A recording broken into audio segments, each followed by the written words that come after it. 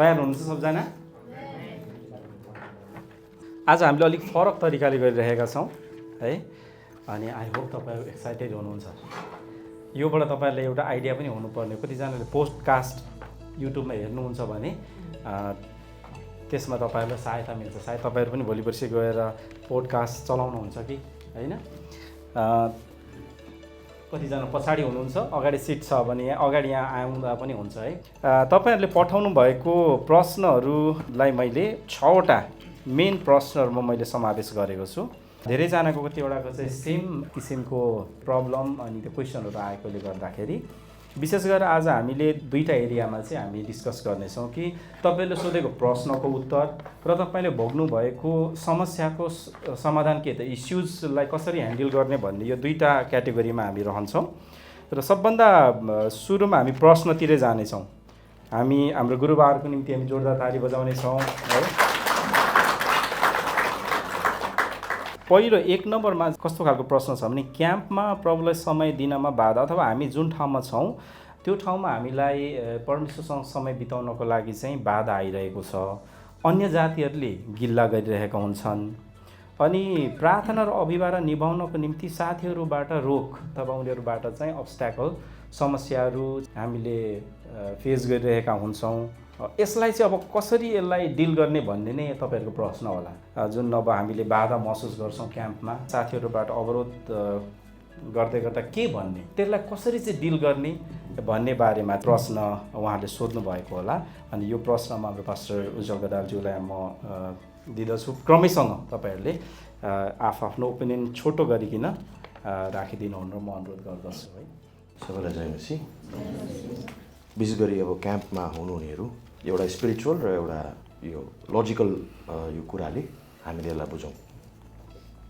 अब क्याम्पमा प्रश्न भनेको, क्याम्पमा मैले प्रार्थना गर्न पाइरहेको छैन, बाइबल पढ्नु पाइराखेको छैन, अथवा सेवा सङ्गतिमा सञ्चालन गर्न यी भूमिकाहरू मैले निभाउन पाइराखेको छैन भन्ने कुरा, त्यो सायद मैले यसरी बुझेको छु। अब पहिला चाहिँ स्पिरिचुअल कुरा हेरौँ, आत्मिकी कुरालाई हेरौँ। तपाईँ त्यो क्याम्पमा हुनुभएको कारणै तपाईँले त्यो कुराहरू नपाओस् भनेर भन्दा पनि दुष्टले तपाईँ र मलाई ती कुराहरूबाट वञ्चित राख्नको लागि त्यहाँ भएका व्यक्तिहरू र साधनहरू प्रयोग गरेका हुन्। हामीले त्यसरी हेर्नु पर्यो। सबभन्दा पहिला तपाईँलाई बाइबल पढेको, प्रार्थना गरेको, लिडिङ गरेको, यी सबै गरेर दिएको त दुष्ट त खुसी हुँदैन नि त। त्यसको चाहना त यो कुरो होइन नि त। ती कुराबाट वञ्चित होस् भनेर दुष्टले यी विभिन्न कुरा तपाईँको बाधामा ल्याउँछ। तर तपाईँ क्याम्पमा हुनुभएको चाहिँ परमेश्वरको योजना हो।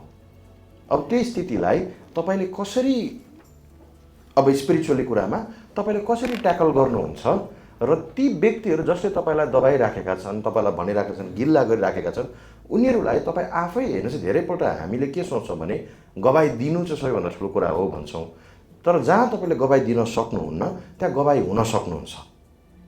ती व्यक्तिहरू जसले तपाईँलाई दबाइरहेको छ, खिसी गरिरहेको छ, तिनीहरूको अगाडि ख्रिस्ट कसरी रिप्रेजेन्ट तपाईँ हुनुहुन्छ, यीशु ख्रिस्टको प्रतिरूप कसरी तपाईँ बन्न सक्नुहुन्छ, त्यो कुरा हेर्नु पर्यो। अब लजिकल कुरा, अब अर्को कुरा लजिकल कुरामा जाउँ। क्याम्पमा सबैजना बसेका हुन्छन्, कतिजनाको ड्युटी टाइमिङ फरक हुन्छ, विभिन्न समय फरक हुन्छ। अब यो फरक समयमा अब तपाईँ उठेर जोडले प्रार्थना गर्ने बानी छ, कराउने बानी छ भने त्यो तपाईँको समस्या हो होइन। म त प्रार्थना गर्नै पर्छ, चिच्याउनु पर्छ, कराउनु पर्छ, जोडले गर्नुपर्छ, अब सेवा सङ्गतिमा म कराउनु पर्छ, इन्भल्भ हुनुपर्छ भन्ने कुरो होइन। यसको उदाहरण चाहिँ के भन्छ भने, कहिलेकाहीँ मेरो श्रीमती सुत्नु भएको हुन्छ अनि त्यति बेला म चुप्पो लागेर सङ्गतिमा बस्छु। मेरो घरमै पनि म के गर्छु, अथवा उहाँको केही छ भने म सुतिराखेको छु, म विश्राम गरेको छु भने उहाँले त्यो कुरोलाई रिस्पेक्ट गर्नुहुन्छ, आदर गर्नुहुन्छ, उहाँ साइलेन्ट हुनुहुन्छ। हामीले पनि त्यो कुरो गर्नु जानु पऱ्यो। प्रार्थना, हन्नाले प्रार्थना कसरी गरिन्, कहाँबाट गरिन् हन्नाले प्रार्थना? तर परमेश्वरले त सुन्नु भयो। अब त्यो समय आउँछ जब हन्नाले के गरे, हृदय खोलेर धन्यवाद दिएको छ। फेरि पछि उसले ठुलो आवाजले आराधना गरेको छ। तर हरेक कुरोको समय सिजन छ नि त। त्यसले गर्दा अब यहाँ सबभन्दा पहिला तपाईँको सिजन अहिले हन्नाले जस्तै प्रार्थना गर्ने होला। त्यो प्रार्थना त प्रभुले सुन्नुहुन्छ। त्यसरी प्रार्थना गरौँ। बाइबल खोलेर पढ्दै गर्दा तपाईँलाई गिल्ला गर्दै होला, मोबाइल खोलेर बाइबल पढ्नुहोस्।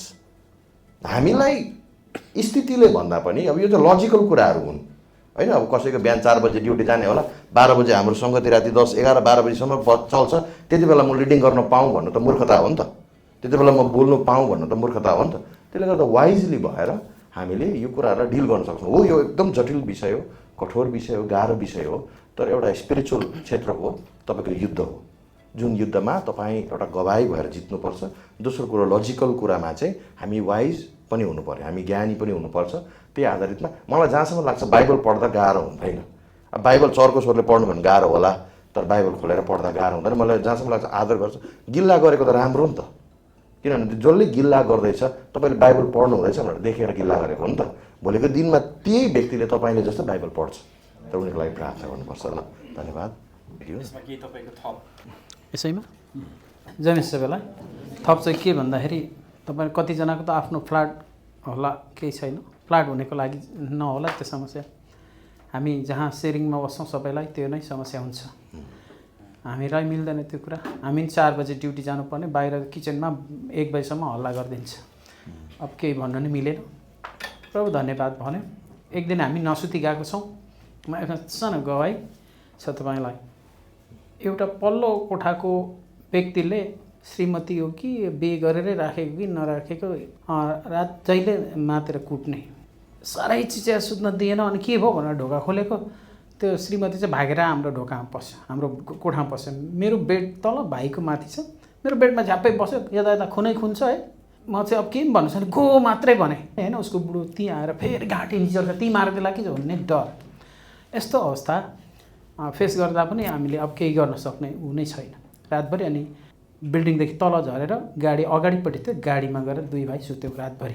अनि प्रभुलाई हामी त्यतिखेर पनि अब केही गरेनौँ, उनीहरूलाई धन्यवाद दिउँ। अहिले चाहिँ उनीहरू प्रार्थना मात्रै गरौँ, उनीहरू निस्केर गए। त्यो समस्या चाहिँ हामीले प्रार्थना चाहिँ गर्नुपर्छ, आफै भाग्छ समस्या है। हामी सबैसँग समस्या छ, त्यो आफैसँग भाग्छ र हामी प्रार्थना गर्न छोड्नु हुँदैन। प्रभुलाई धन्यवाद, हाम्रो त्यो अप्ठ्यारो परिस्थितिबाट परमेश्वरले उनीहरूलाई निकालिदिनु भयो। हामीले केही भन्नु परेन। अनि हामी कतिचोटि यो कुरा चाहिँ आशिषको कुरा पनि बन्न सक्छ अरूलाई यस्तो कुराबाट। धन्यवाद। जय मसीह। हुन्छ, हाम्रो गोपाल गुरुबाबाट केही थप कुराहरू छ भने थोरै। हुन्छ, सर्वप्रथम परमेश्वरलाई धन्यवाद। सबैलाई जय मसीह। जय मसीह। आज यो एकदमै नौलो कार्यक्रम जस्तो भयो है। हामीले पनि अलिक अप्ठ्यारो लगाइरहेछ। हामीले भोगेका अनुभवहरू, अब हामी भाइ बहिनीहरू त थोरै वर्ष भयो, हामी चाहिँ म त अब झन्डै 27-28 वर्ष पुगिसक्यो यहाँ बसेको। यसरी क्याम्पमा बस्दाखेरि म त अब आर्मी क्याम्पमा पनि पुलिस क्याम्पमा पनि बसेको मान्छे, अनि तपाईँहरूको क्याम्पमा पनि मोटामोटी मलाई थाहा छ है। तर जब हामी आत्मामा बढ्न चाहन्छौँ अनि त्यतिखेर धेरै बाधाहरू आउँछन् है। तपाईँको साथीहरू एउटै कोठामा, एउटा यस्तो कोठामा कतिजना 8 जना बस्लान् अथवा 12 जना बस्लान् होइन।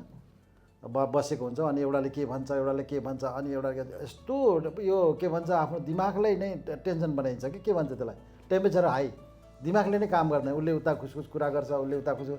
क्रिस्चियन भएको कारणले गर्दाखेरि, ख्रिस्टको नाताले, ख्रिस्टलाई चाहिँ मेरो प्रभु भनेर हामीले स्वीकार गरेको कारणले गर्दा हामीलाई त्यो सबै त्यहाँको अन्य जाति छ भने सबले कुरा काट्छ, उनीहरू एक भइहाल्छन् जे कुरा पनि है। तर पनि हामी चाहिँ त्यो समयमा चाहिँ हामी एकदमै आत्मनिर्भरताका साथ, विश्वासको साथ परमेश्वरलाई पुकारा गर्नुपर्छ। मनमने जसरी अघि गुरुआले भन्नुभयो, हन्नाले गरेको जस्तो प्रार्थना। र हामीले प्रार्थना गर्ने समय अनि बाइबल पढ्ने समय चाहिँ हाम्रै हातमा छ निकाल्ने है। जसले त्यो तृष्णा गर्छ त्यसलाई निक्लिन्छ, तर जसले त्यो निन्द्राको माया गर्छ, कामको पैसाको माया गर्छ त्यो निक्लिँदैन। त्यसले गर्दा हामी जब तृष्णा गर्छौँ तब ती कुराहरू निक्लिन्छ। 5 मिनट भए पनि तपाईँको भित्री हृदयले भर्याङको मुनि टोयलेटभित्र गएर प्रार्थना गर्नु परमेश्वरले सुन्नुहुन्छ। आमेन। तर मलाई प्रार्थना गर्नु दिएन भनेर बहाना गर्न थाल्नु भने तपाईँ त्यति अनि प्रभुलाई तिमी क्रिस्चियन हो, म त होइन, यसो कहिलेकाहीँ जाने मात्रै भन्नेतिर पुग्छ। तर जब तपाईँ एउटा टोयलेटमा गएर मात्रै प्रार्थना गर्नुहुन्छ भने तपाईँको प्रार्थना परमेश्वरले सुन्नुहुन्छ, तपाईँ र परमेश्वरको सम्बन्धमा रहिरहन्छ। र दुष्टले हामीलाई काम गर्न सक्दैन है। मैले त यो भोगेको कुरो, मेरो जाँड खाने मान्छेहरू त्यहाँ धेरै पैसावाला मान्छे, जाँड खाने ब्रिटिसको लाउरी मात्रैको ठाउँमा पनि म बसेको छु, लेबर काममा पनि म बसेको छु है। उनीहरूको पैसाको ठुल्ठुलो धमास होइन, कहाँबाट ल्याएर ट्याक्सीहरू रेड लेभल के ब्ल्याक लेभल ल्याउँछन्, खान्छन्, मासु खान्छन्, सबै खान्छन्, कोठा गनाछ, आफूलाई मन पर्दैन होइन। प्रार्थना गर्ने मन लाग्दैन, हा हा हा गरेर डिस्टर्ब गर्छ।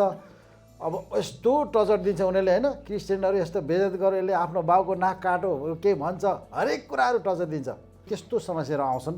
अनि म चाहिँ राति नै उठ्थेँ, अलिकति बगैँचा थियो अब प्यालेसमा, अब उसमा त हुन्छ नि क्याम्पहरूमा त, अब यता चाइना क्याम्प अहिलेको क्याम्पहरू हुँदै छैन। अहिलेको क्याम्पहरू चाहिँ के छतमाथि जानु पऱ्यो कि टोइलेटमा जानु पऱ्यो कि दराजको चेपमा कि ढोकाको चेपमा कि चप्पल राख्ने ठाउँतिर नै हुनु पऱ्यो होइन। के हुन्छ उनीहरू मस्त सुते एउटा जुरुक्क उठ्ने गएर प्रार्थना गर्ने हो, जहाँ चकुमण्ड हुन्छ प्रार्थना गर्ने होइन, कुनामा अथवा कहीँ तृष्णा हुनु, परमेश्वरको सम्बन्धमा हामी तृष्णा हुनु पऱ्यो के सबैभन्दा ठुलो कुरो। अनि त्यस पछाडि त्यो बिस्तारामै पनि गुनगुन गर्नु हुँदैन हामीले, किनभने उनीहरूलाई डिस्टर्ब गर्नु हुँदैन, बरु मनमा नै हन्नाको प्रार्थना जस्तो एकदमै गर्ने। अनि त्यहाँबाट यदि ठाउँ छ भने बगैँचातिर जाने, राति नै समयमै अँध्यारो ठाउँमा जाने। म त्यसरी जान्थेँ, बगैँचा जान्थेँ। यस्तै यो जुन जुलाईको घाम के अरे गर्मीमा भित्र चिसोमा बसेर आउँदैन, सकिँदैन, उनीहरू त्यो डिस्टर्ब मात्रै गर्छन्।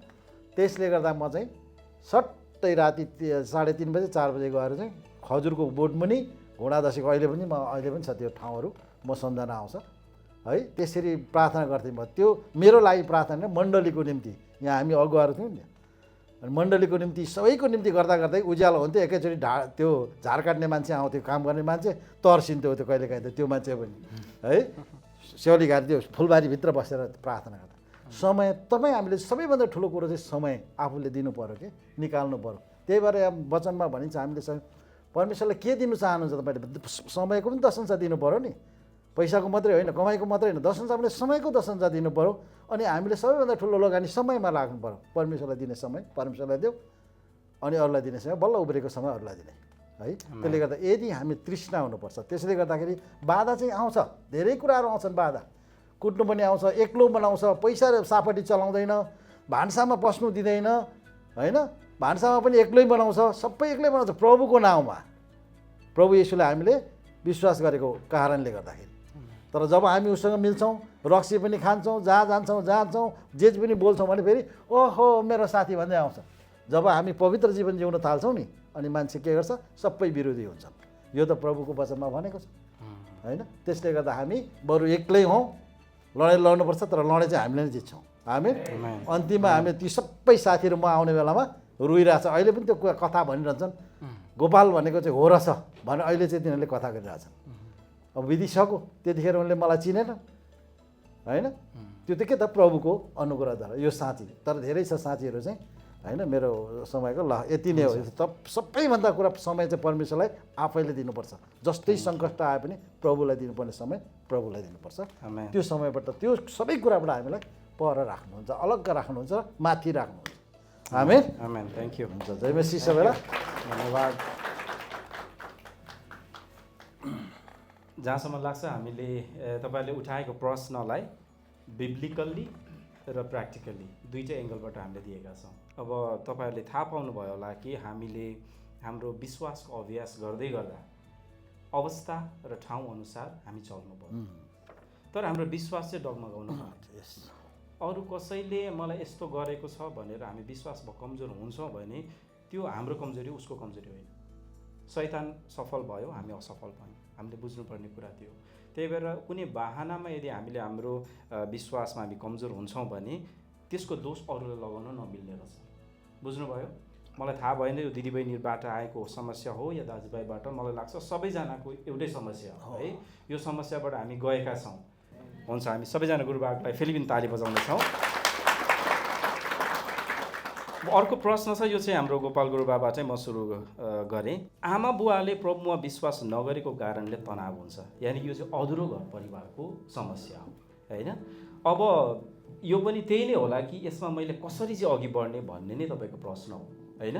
त्यो बारेमा गुरुबाले आफ्नो सल्लाह होइन कसरी चाहिँ यसलाई ह्यान्डल गर्ने भन्ने बारेमा राखिदिनुहोस् न है। हुन्छ, यो प्रश्नको लागि धेरै धन्यवाद। हुन्छ, सबैलाई फेरि पनि जय मसीह। हामीले आमा बुवाको विषयमा कुरा गर्दाखेरि अलिक बाइबल चाहिँ हेर्नै पर्ने हुन्छ। यहाँ बाइबलको पदले एफिसी 6:1 भन्छ, 1 र 2, 3सम्म म पढ्छु। छोरा छोरी हो, प्रभुमा आफ्ना आमा बुबाको आज्ञा पालन गर, किनकि यो उचित हो। आमीन। आफ्ना बुबा र आमाको मान गर। अनि ब्राकेटमा लेखिएको छ, जो प्रतिज्ञा सहितको पहिलो आज्ञा हो, कि तिमीहरूलाई भलो होस् र पृथ्वीमा तिमीहरू दीर्घायु हो। आमीन। परमेश्वरको वचनले प्रष्ट भनेको छ। तर यहाँ आयो हामी चाहिँ एक्लै विश्वासी भयौँ, त्यो घरमा र हाम्रो बुवा आमा अरू परिवार हुनु भएन। अब यो समयमा मैले पनि भोगेको कुरा हो, तपाईँलाई मैले भन्नै पर्छ। मैले पनि पल्टनमा विश्वास गरेको हो, तर पल्टनमा त्यो विश्वास गर्दाखेरि पञ्च जाँदै लागेको थियो, बहुदल आउनै लागेको थियो, त्यो बेला गरेको थियो, विश्वास गरेको है। तर त्यो समयमा यदि पल्टनले त्यो थाहा पाएको भए मलाई कोर्ट मार्सल गर्थ्यो, तर त्यो कोर्ट मार्सल गर्थ्यो, तर पनि मैले चाहिँ त्यसरी लुकी लुकी गुपचुपमा त्यो ड्युटी गर्ने अनि परमेश्वरसँग चाहिँ म रहन्थेँ। त्यो समयमा त्यस्तो थियो। अनि त्यो समयमा चाहिँ मेरो बुवा, मैले पहिले विश्वास गरेँ, अनि मेरो भाइले अनि मेरो आमाले विश्वास गर्नुभयो। गरिसकेपछि बुवाले गर्नु भएन। बुवा चाहिँ मेरो नाम एकदम चलेको गाउँमा, समाजसेवी, उदार चित्तले दिने सबै कुरा, गाउँमा चाहिँ एउटा सम्मान पाएको व्यक्ति। अहिले पनि गोपालको बाउ भनेपछि अरूले चिन्दैन, मेरो बुवाको नाम चिन्दैन, गोपालको बाउ। तर मेरो बुवाले चाहिँ अनि यस्तो गर्नुहुन्थ्यो कि रक्सी अलिकति अब मादक पदार्थ नखाइन्जेल चाहिँ एकदम सरल, मैले सम्झाउँथेँ, राम्रो सम्झाउने, बुझाउने, अनि बुझ्नु पनि हुन्थ्यो। अनि त्यहाँबाट मेरो बुवाले चाहिँ प्रचार गर्छ, अथवा उहाँले चाहिँ प्रभुलाई पाओस् भनेर फेरि मण्डलीको पास्टर बुढो उहाँ सँगसँगैको, जब अनि उहाँ बाहिर जानुहुन्थ्यो गाउँतिर, कतै एउटा समाजले बोलाउनु हुन्थ्यो, अनि त्यहाँ गइसकेपछि अनि त्यहाँबाट बेग्लै भएर आउनुहुन्थ्यो, खुकुरी निकालेर नाच्नु थालिहाल्नुहुन्थ्यो। त्यसले गर्दाखेरि त्यस्तो एकदमै टर्चर दिने। अनि त्यस्तो गर्दै जाँदाखेरि हामी चाहिँ अझै बढ्दै गयौँ। मैले सुसमाचार प्रचार गर्दै गएँ, मेरो बहिनीहरूले पनि, बहिनी ज्वाइँले पनि लिनुभयो, सबैले लिँदै गएपछि अनि हाम्रो बुवा चाहिँ एकपल्ट के हुनुभयो त, सबै क्रिस्चियन भयो, अब तैँले चाहिँ सबै क्रिस्चियन बनाइस् भनेर चाहिँ उहाँ चाहिँ के भयो झुन्डिएर मर्नुभयो। दुःख लाग्दो पनि भनौँ भने सुसमाचार पुरा गरेको, सबै कुरो गर्दा गर्दै पनि उहाँले आफ्नो जीवनै दिनुभयो। मैले योसम्म भोगेको छु। अनि उहाँ बित्नुभयो, सबै कुरो गरेर घर आँगनमा चाहिँ सबै पोस्टमार्टम गरेर ल्याएर लास छ। गाउँघरको मान्छेले यसलाई छुनु नदिए, यसलाई चाहिँ यहाँबाट बाइकआउट गर भनेर गाउँ एकतिर उफ्रेको छ, आधी गाउँ एकतिर उफ्रेको छ। यस्तो अवस्था थियो मेरो। तर पनि मैले त्यतिखेर मैले चाहिँ आँटेर परमेश्वरमा दरिलो भएँ। म त्यतिखेर कलिलै थिएँ, तर पनि म दरिलो भएँ। अनि पास्टर गुरुबालाई मैले भने, मणिपुरको हुनुहुन्थ्यो, गुरुबा ल के गर्नुहुन्छ, छिट्टो गर्नुहोस्, यहाँ माहौल गडर भइसक्यो भनेर अनि एउटा भजन गाउनुभयो। त्यहाँबाट अनि प्रार्थना गर्नुभयो। प्रार्थना गरिसकेपछि अनि ल मैले भने, ल अब चाहिँ यो लास तपाईँले लानुहोस् भनेर जिम्मा दिएपछि अनि उनले के गरेँ सबै गरेर चाहिँ त्यसरी लिएर गएँ। अनि हो यो अवस्था मलाई आएको थियो, तपाईँलाई त्यो नआउला, तर यस्तो प्रेसर आउँछ। मेरो बुवाबाट त कति प्रेसर आयो होइन, त्यो भन्यो भने यहाँ त धेरै समय जान्छ। त्यसले गर्दा यो समस्याहरू आउन सक्छ। तर पनि हामी विश्वासीले चाहिँ बुवा आमालाई गर्नुपर्ने आदर चाहिँ गर्नैपर्छ। यो चाहिँ पहिलो आज्ञा हो बाइबलमा है। त्यसले गर्दा उहाँ दुश्मनै भए पनि म कति नम्र हुन्थेँ, उहाँलाई मैले कति नम्र भएर मैले यहाँबाट जाँदाखेरि पनि हरेक कुरा लगिदिन्थेँ। अब आमा अर्कै भए पनि, अर्कै जे जस्तो भए पनि सबै कुरो मैले चाहिँ उहाँलाई गरेकै हो। नगरेको भने केही पनि छैन। अब उहाँको मनभित्र म पस्नु सकिनँ, बदलिन सकिनँ। अब परमेश्वरको इच्छा त्यही रहेछ भन्ने कुरो म बुझेँ। तर पनि हाम्रो उहाँको घमण्डले गर्दाखेरि किनकि त्यो भएको हो। तर त्यसले गर्दा मैले उहाँलाई विश्वासमा ल्याउन सकिनँ। तर परमेश्वरको उसमै गएर उहाँलाई उचाल्ने उहाँको सँगसँगैको साथीहरू चाहिँ सबै पछि विश्वासमा आएर प्रभुमा सुत्नुभयो। मेरो बुवा मात्रै एक्लै भन्नुभयो। अलि दुःख लाग्छ है। त्यसले गर्दा यो प्रेसर तपाईँ हामीलाई आउँछ, काका बाबुबाट आउँछ, आमाबाट आउँछ, श्रीमतीबाट आउँछ, अनि हाम्रो सम्पूर्ण परिवारबाट आउँछ। बाइकआउट गर्छन् तर पनि आँट हार्नु हुँदैन। परमेश्वरमा दृढ विश्वासको साथ लागिरहनुपर्छ। अहिले मेरो गाउँमा पहिला त्यस्तो गर्थ्यो, त्यति मात्रै भएन, मैले टेरिनँ, मैले परमेश्वरमा दरिलो भएँ होइन, अझै बढ्दै गएँ, मेरो परिवार बढ्दै गयो, छिमेकीहरू बढ्नु सकेन, पानीलाई पनि पानी आउट गरौँ भन्न थाल्यो, गर, त्यो पनि भएन। मेरो बुहारीहरू फेरि मेरो आफन्तले फेरि खेदो गर्छ, आफ्नै दाजुभाइले, अरूले मात्रै होइन, ती नजिकै आफ्नै नातापरिले पनि खेदो गर्छन्। यस्तो अवस्थाहरू आउँछ। अनि त्यो अवस्था आउँदाखेरि मैले के अरे टेरिनँ।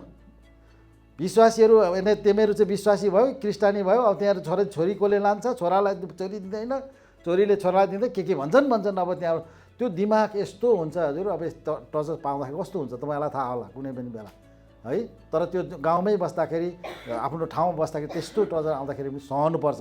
तर परमेश्वरमा भरोसा हाम्रो हुनु पर्यो। सबैभन्दा ठुलो कुरो हाम्रो परमेश्वर हो।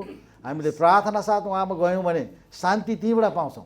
जब हामी प्रार्थना गर्न छोड्छौँ, सङ्गति गर्न छोड्छौँ, परमेश्वरलाई दिने समय दिँदैनौँ भने अशान्ति त्यहाँ झन् थपिँदै आउँछ, शैतानले ल्याउँछ। त्यसले गर्दा त्योबाट हट्नुको लागि परमेश्वरको सङ्गति परमेश्वरमा हुनुपर्छ। अनि सङ्घर्ष पनि गर्नुपर्छ। चुनौतीपूर्ण समय, जीवन चुनौती छ, चुनौतीपूर्ण छ, हार्नु हुँदैन। दृढका साथ बढ्नुपर्छ। जुन जुन बाइबलले भनेको त्यो कुरा लागि नै पर्नुपर्छ।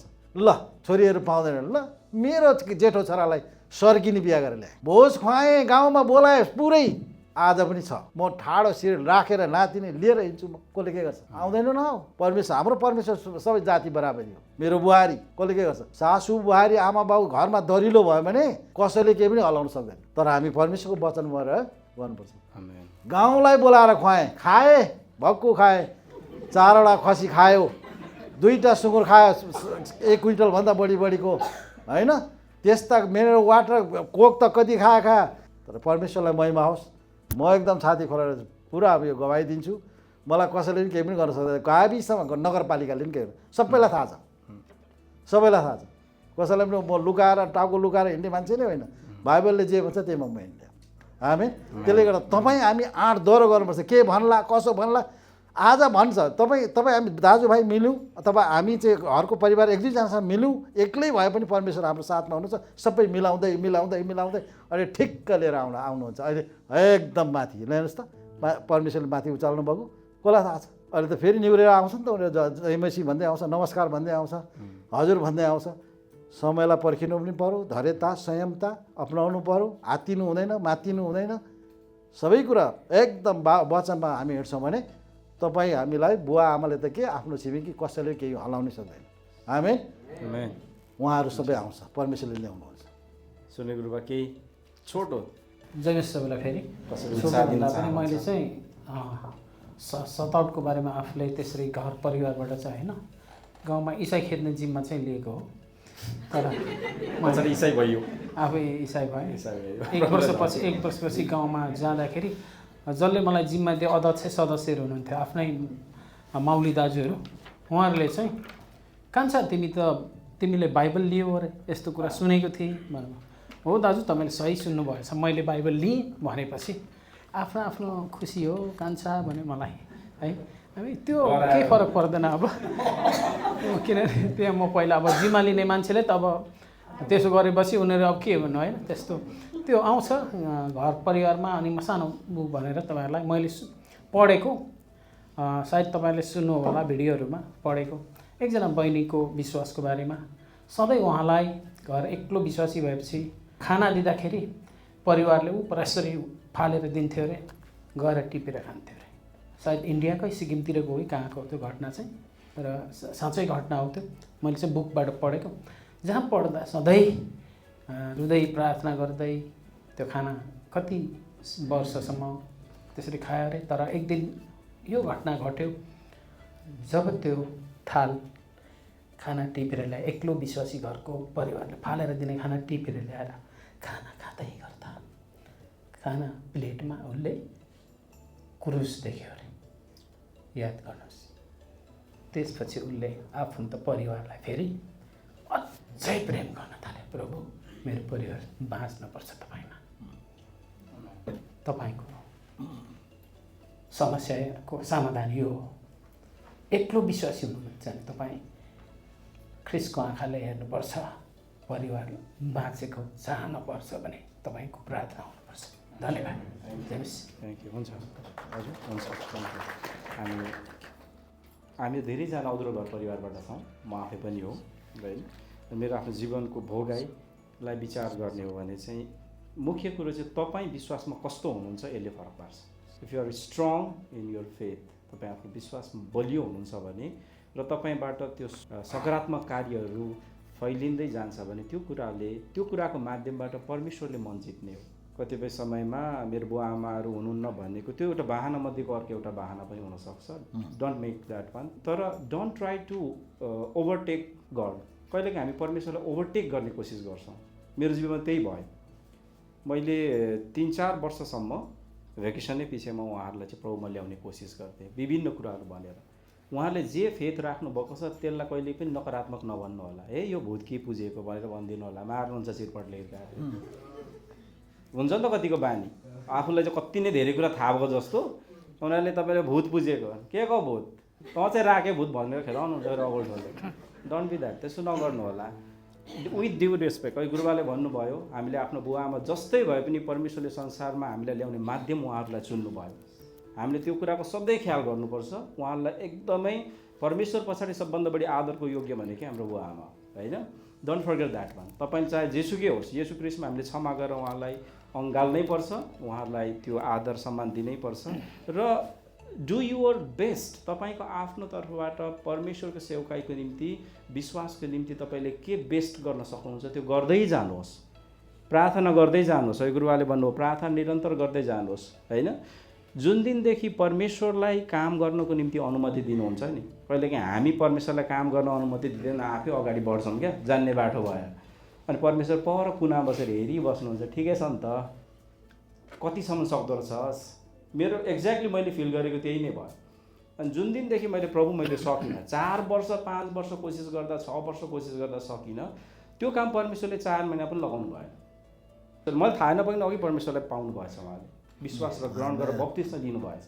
जुन दिनदेखि मैले परमेश्वरलाई परमेश्वरको हातमा मेरो परिवारलाई सुम्पिदिएँ, मेरो बुवा आमा भाइ, त्यो अचम्मको काम हुन्छ। त्यही भएर keep the faith in God, परमेश्वरमा राख्नुहोस् र निरन्तर आफू एउटा असल र सच्चा विश्वासी भएर अघि बढिराख्नुहोस्। आमेन। हुन्छ, यो कुरा यो प्रश्नको पनि मलाई जहाँसम्म लाग्छ हामीले उत्तर पाएका छौँ। अझै सेटिस्फाई हुनुहुन्न भने फेरि पनि हात खडा गरेर आफ्नो कुरा राख्न सक्नुहुन्छ, प्रश्न राख्न सक्नुहुन्छ है। र तेस्रोमा चाहिँ छ समय अथवा हरेक समय चाहिँ ड्युटीको कारणले गर्दा सङ्गतिमा आउनको निम्ति समस्या पर्छ, अनि टाइम कसरी म्यानेज गर्ने होला भनेर चाहिँ प्रश्न राख्नु भएको छ, कसरी टाइम म्यानेज गर्ने भनेर होइन। अनि यो प्रश्नको उत्तर चाहिँ हाम्रो पास उज्जवल गदालज्यूबाट हजुरलाई समय दिँदछु। अब प्रश्न चाहिँ कस्तो समय कसरी म्यानेज गर्ने भन्ने बारेमा होइन। हामी सबैजनासँग बराबरै समय छ होइन, तर त्यसमध्ये पनि कतिजनाले सायद अब समय त्यो म्यानेजमेन्ट नमिलेको हो कि कसरी मिलाउने होला तालमेल भन्ने सायद बुझ्न खोज्नु भएको होला। भजन सङ्ग्रह 10को 12मा लेखेको छ, हामीलाई हाम्रो दिनहरू गर्न सिकाउँ ताकि हामी बुद्धिमान हृदय प्राप्त गरौँ। हामी so teach us to number our days that we may gain a heart of wisdom. समय अब हेर्नुहोस्, तपाईँहरू पनि काम गर्नुहुन्छ, हामीलाई यो उत्तर दिन अलिक सहज छ, किनभने तपाईँहरू जस्तो काम गर्नुहुन्छ हामी पनि त्यसरी नै काम गर्छौँ। हाम्रो पनि तपाईँहरू जस्तै अफिस जानुहुन्छ, ड्युटी जानुहुन्छ, हामी त्यसरी नै ड्युटी जान्छौँ, अफिस पनि जान्छौँ। टाइम सेड्युल कसरी मिल्छ भने तपाईँको ड्युटी 8 बजे छ भने कसरी तपाईँ कति बजी पुग्नुहुन्छ? तपाईँको ड्युटी टाइम 8 बजे छ, कति बेला पुग्नुहुन्छ तपाईँहरू? हजुर, कतिको त व्यवहार अलिकति ठिक हुँदैन, त्यसले गर्दा गाह्रो हुन्छ। तर तपाईँ र म जति सक्दो के गर्छौँ, हामी कति बेला पुग्छौँ? 8 बजेभन्दा त अगाडि पुग्छौँ नि त, पुग्दैनौँ? बोल्नु न हौ, निदाउनु भयो। पुग्छौँ 8 बजे, त्यो किन हामी किन पुग्यौँ 8 बजे? किनभने हामीले के गर्यौँ, टाइमलाई म्यानेज गर्यौँ। किनभने त्यसको परिणाम तपाईँ र मलाई थाहा छ नि त, गएन भने अघि भनेको जस्तै। अब टाइमलाई कसरी म्यानेज गर्ने भने तपाईँ र मेरो त सेड्युल हुनु पऱ्यो नि त, प्रतिदिनको तपाईँको प्रार्थना गर्ने सेड्युल हुनु पऱ्यो, तपाईँको बाइबल पढ्ने सेड्युल हुनु पऱ्यो, अनि ड्युटी जाने सेड्युल हुनु, जसरी सेड्युलमा छ त्यही आधारित तपाईँ ड्युटी जानुहुन्छ। फर्केर आउँदा सेड्युल हुनु पऱ्यो, अनि त्यो सेड्युल अनुसार चाहिँ टाइम म्यानेज हुन्छ। हेर्नुहोस् है, हाम्रो सबै कुराको लागि टाइम छ, प्रार्थना गर्ने बाइबल पढ्ने टाइम छैन, म्यानेज भएन, सङ्गतिको लागि टाइम छैन भन्नु चाहिँ गलत हो। तर अब यसलाई म्यानेज होला। तपाईँको कतिजनाको लङ आवर ड्युटीहरू छ। पहिला मैले एउटा उदाहरणको लागि मैले मेरो भाइलाई पनि त्यही कुरा सिकाइरहेको थिएँ। यो ड्राइभिङको लागि पहिला धेरै अगाडि ड्राइभिङको लागि क्लास गर्नु आउँदै गर्दा अब मेरो हातमा टाइम 40-50 मिनटको हुने रहेछ क्या, लगभग 50 मिनटको सिटीबाट ड्राइभिङ क्लासमा आइपुग्नुको लागि। अनि मेरो पालो के गरेँ भने रोमीको पुस्तक डाउनलोड गरेँ पुरै, अनि कानमा लाएर आउने क्या, नआइपुगोस् न जस्तो हुने, किनभने कानमा लाउँदा चाहिँ त्यो फिल्म हेरे जस्तो हुने क्या। अनि पावलले यो भने यहाँ गएँ भन्दै गर्दा मेरो नक्सा आउँदै आउँदै जाने, अनि भोलि बिहान मेरो कहिले चाहिँ आउँछ, आधा छोडेको छु नि त, 6मा पुगेको छु, 7मा कहिले पुग्छु, अनि भोलि बिहान 4 बजी उठेर फेरि कानमा लाउँदा फेरि त्यहाँबाट त्यो सिरियल हेरे जस्तो हुने क्या। अनि मैले त्यो आधारितमा धेरै कुरो मैले सिकेँ व्यक्तिगत रूपमा। अब त्यो कुरो तपाईँहरूको कतिजनाको यात्राको समय होला नि, 40 मिनट 50 मिनट 1 घन्टाको यात्रा समय होला, कानमा लाउनुहोस् न होइन, गफै गर्नुपर्छ भन्ने पनि छैन नि त, कानमा लाउनुहोस्। त्यति बेला फेरि यति त्यो आनन्द आउँछ। त्यो समय मैले भाइलाई भन्दै थिएँ, मेरै भाइलाई, घरको भाइलाई, यहाँ अब ड्राइभिङ सिक्दैछ, ल के डाउनलोड गरिस्, कुन पुस्तक डाउनलोड गरिस्, गर, मेरो अगाडि डाउनलोड गराएर कानमा लाएर सुन, किनभने त्यो समय प्रयोग भयो। यसरी टाइम म्यानेजमेन्ट चाहिँ तपाईँ र मैले गर्न सक्छौँ। बिहान कहिलेकाहीँ म अफिस जाँदै गरेछु गरेर आँखा चाहिँ म गर्छु, त्यो 15 मिनटको यात्रा हो नि मेरो, त त्यति बेला प्रार्थना गर्दै जान्छु, प्रभु धन्यवाद है, यो दिनको लागि आज दिनभरि धेरै कुराहरू आउँछ मेरो जीवनमा, मानिसहरूले धेरै कुरा भन्छ, सहने शक्ति दिनुहोस्। त्यो 15 मिनट पनि त म्यानेज भयो नि त होइन। आँखा चिम गरेर निदाउनु पनि सक्छु म, अर्काको बारेमा सोच्नु पनि सक्छु। यसरी हामीले म्यानेज गर्न सक्छौँ। टाइम म्यानेजमेन्ट एकदम इजी छ, तर तपाईँले तालिका चाहिँ बनाउनुपर्छ, लाइफस्टाइल हुनु पऱ्यो। आर्मीहरूमा त्यही त हुन्छ नि गुरुबा, किन उनीहरू हरेक अन टाइम हुन्छ, किनभने उनीहरूको एउटा सेड्युल हुन्छ।